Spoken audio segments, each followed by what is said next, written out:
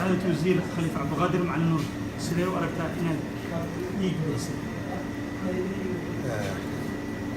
dhalinyarada isxilqaantay oo dhiig bixiyaasha ah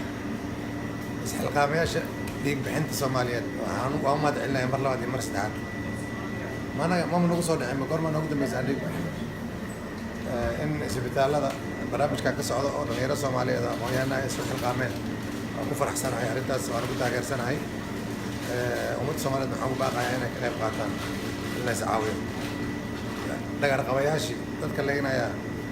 adoo maqaayadii ka afuraya ku dhiigka keenaya markii lagula soo cararo dhiig waa loo baahan yahay inta la fiyoya dhiig in la bixiyo waxaan soo jeedinayaa waan taageersanahay waxaan arkaa dhalinyaro kaleeto oo isxilqaaday oo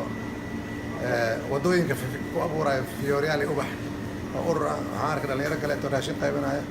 isbedel weyn ka socdo muqdisho iyo guud ahaan dalka dhalinyarada waa mustaqbalka berito waxaan leenahay guuleysta jazaakum allahu khayran